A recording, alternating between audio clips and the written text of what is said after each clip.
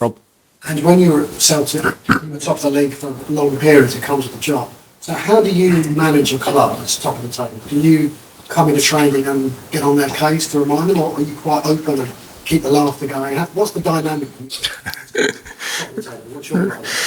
Yeah, they're not the only two options, you know. It's not jokes and giggles or me coming in throwing my significant weight around. I'm the same, mate. Doesn't matter, you know. I'm hoping that when people see me, they don't know where we are, what position we are, you know. And like I said, yeah, at Celtic, you know, we were on top for a very long time. But you know, at the beginning, when we were on top, you know, I don't think people saw anything different in my demeanour, and I don't think they will. I think it's one thing I do. And it's not about sort of staying, you know, kind of level-headed or getting carried away with either thing. It's just that, you know, my role in that context is to be the one thing that people can sort of rely upon to be consistent in that I have one objective all the time, is how can we be better?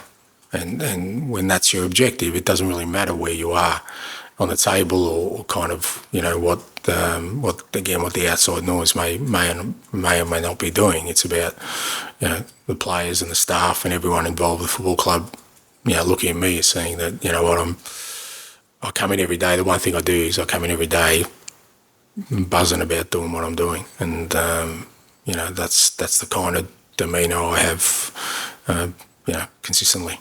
On a light-hearted note, after the Luton win, Islands of the Stream by Dolly Parton and Kenny Rogers have been heard from the dressing room. They even played the song after the Tannoy against the Fulham match. Is that becoming a problem in some of the dressing room? And who is the DJ? Oh, mate, that's well, I've got no idea, and I stay out of the dressing room partly because of the music choices of the players, and you know, most clubs want to turn their grounds into a fortress. Ours is becoming a nightclub, mate, and I'm all for it. Whatever makes people happy, that's fine. I've got no idea, mate. No idea, mate. You know, is it even called a DJ these days, mate? Who knows? No. So I think you're on my boat, so we'd stay away from that subject. Gary? Can I ask you about Vicario, Ange? I find when goalkeepers come from the ball, they might struggle, and even when they move to they can struggle. Why has he had such a different start to maybe other goalkeepers who have moved to this country or moved clubs, and why does he seem so always make good saves? What's been the difference with him? Yeah, I don't know. It's hard for me to say. You know, I've never sort of kind of...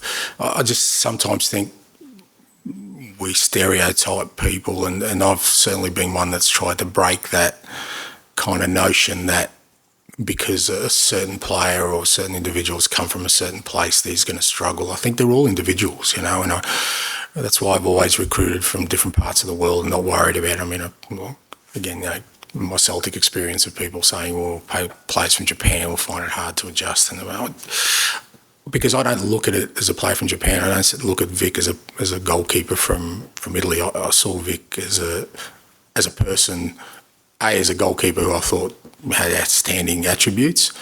And after speaking to him just as a person, he's going to fit in perfectly, because he didn't come here, you know, he hasn't come here trying to prove a point. He's just come here to be the best goalkeeper he can possibly be. And he comes in every day wanting to improve, you know, he's got great self-belief, but at the same time, humility around him that he wants to work hard every day. You know, he's in here every day. If we have a day off, Vic's the one player that's still coming in every day to do something. And when you have people like that, coupled with his attributes as a goalkeeper, then I think they give themselves a good chance to be successful and to fit in, you know, comfortably. And I think it's a great environment for him. You know, Rob Birchie, our goalkeeping coach, he's got a great relationship with him. That's important, I think, for that position, because that's probably the one position where, you know, that one-on-one relationship with a goalkeeping coach is important. And to be honest, that was the one question that Vic asked me before he signed, you know, who a goalkeeping coach was going to be, because he knew that was going to be important.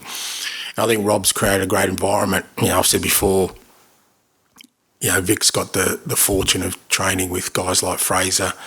He's just unbelievable at training. His attitude, his work ethic, his quality, you know, I think raises, you know, Vic's quality as well. We've got young Brandon Austin who's also improving all the time, and then he's got literally a legend of the club and one of the greatest goalkeepers ever beside him as well. So it's a great environment for him, but a lot of it's driven by him wanting to be better. And like I said, so I don't, when we signed him, I wasn't looking, it's a risk because he's a foreign goalkeeper. I just don't look at it that way. I just look at it, well, okay, he's a person that I think was going to fit in really well with us. Was there a moment where you could see him just getting a lot of confidence, maybe for a save or something he did? Some goalkeepers, they maybe miss something, and you could see the confidence look away.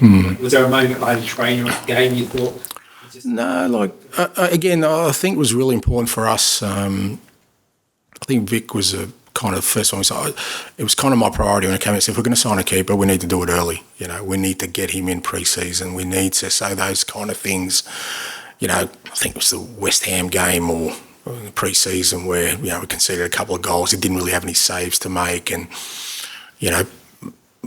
to build confidence for goalkeepers, you want to make saves and you but he worked through that process because we went through the whole of pre-season with him. And I think that was really important for us. I think it would have been more of a challenge for him if we signed him on the eve of the season, and the club was great in ensuring we got him in early, and like I said, was the one thing I impressed, and I think that helped us. Adrian? I just want to go back to what you said earlier on about your hope that when people they don't know where you are, where your team are in the league. Also, because you've had so much, you've had success in your career, plenty of times with managing expectations. When does that side of you change? Is there a point when somebody might look at you and be able to go, see what Nah, I don't think so, mate. It's just the way I am. I get so much satisfaction from what I do. I really enjoy what I do. Like on a daily basis, there isn't a day I don't get up and not looking forward to the day ahead. That there's no other levels of sort of satisfaction in me to get. Like that's it. I'm buzzing to do what I do. So there's no time. And like I said, within that context, I also understand that I have a real big responsibility to lead in an organisation, players, staff, people to what I hope will be a successful place. And there's got to be some reliability there in what they see and what they feel with me, and so some of it is conscious, but the other bit's just, I'm not skipping about the place, but I'm really happy, mate. I love what I do, so I don't, but so, just because, like I said, it's just the way I am, but I'm very, very happy. What about when a goal that you're chasing is achieved? Yeah. Just that showing again, it's just enormous, pride and satisfaction that we've, because the great bit about the end bit, the success, is not what it does for me, it's what it does for others. And that's where it gives you the buzz, because you look around and, like I said, where I have had success, it's usually come off the back of, prolonged periods of no success. And a lot of people have suffered through that, and then you see them enjoy that, and that's where you get the buzz. So, for me, it's not what it does to me personally, it's what it does to others. And that's a great motivator, because you want to do that more and more in your career. So so that's kind of the way I deal with it. Okay, Paul, and then finish with Dan, please. Do you think you've raised expectations a little around the club? Because that's a challenging with some sort of... It just depends. I mean, I didn't come here to not be successful. So, and I think, this football club has all the, fundamentals to be a successful football club. So the expectations should be there. And I think part of the reason why, there's been this real desperation for a trophy here is because they feel like that's the space they should be in. So that is the expectations. That's the reality of it. So, but again, it's not what drives me. I mean, what drives me is not raising expectations or dampening expectation. What drives me is trying to build something that will realise the aspirations that, this football club has in this particular moment, while I'm here. So what that does in terms of people's perceptions, that's not something that kind of concerns me too much. But this is a big club, and it should be in a position to challenge for trophies every year, in my opinion. Obviously, it's early and fans can dream even at this point. At what stage of the season would you say you'd be comfortable saying I'm Spurs right now in the title race? Look, if we're in this position, sort of around 36, 37, I might look at the subject. We'll have a, so see how we go.